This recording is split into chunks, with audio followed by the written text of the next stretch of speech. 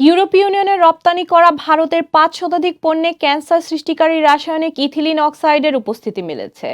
Cancer সৃষ্টিকারী রাসায়নিক ethylene অক্সাইডের উপস্থিতি মেলায় ভারতীয় দুই কোম্পানির পণ্য হংকং এবং সিঙ্গাপুর নিষিদ্ধ করার ঘটনার রেশ কাটতে না কাটতেই এবার ইউরোপীয় ইউনিয়নের রপ্তানি করা ভারতের ৫ শতাধিক পণ্যে একই রাসায়নিকের অস্তিত্ব পাওয়া গেছে। ইউরোপীয় ফুড সেফটি অথরিটি বলেছে, ইউরোপে রপ্তানি করা ভারতীয় ৫২৭টি পণ্যে ইথিলিন অক্সাইড রাসায়নিকের উপস্থিতি মিলেছে। কিন্তু ভারতীয় কর্মকর্তা এই রাসায়নিকের ব্যবহার নিষিদ্ধ করার বিষয়ে সক্রিয় কোনো পদক্ষেপ গ্রহণ করেননি। ভারতের প্রথম সারির প্রায় সব গণমাধ্যমে এই তথ্য জানানো হয়েছে। এতে বলা হয়েছে, ২০২০ সালের সেপ্টেম্বর থেকে ২০২৪ সালের এপ্রিল মাস পর্যন্ত ইউরোপীয় ইউনিয়নের খাদ্য নিরাপত্তা কর্তৃপক্ষ ভারতের সাথে সংশ্লিষ্ট ৫২৭টি পণ্যে ইথিলিন অক্সাইড খুঁজে পেয়েছে।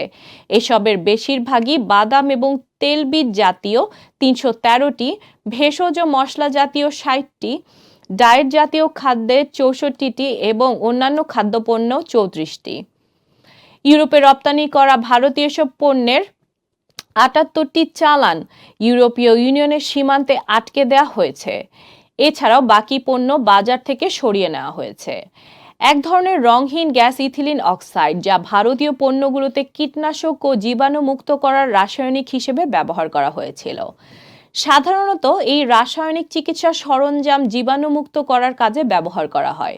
তবে খাদ্যদ্রব্যে ব্যবহার করা এই রাসায়নিক শরীরে প্রবেশ করলে তা অন্যান্য ক্যান্সারের পাশাপাশি লিম্ফোমা এবং লিউকেমিয়ার ঝুঁকি তৈরি করে।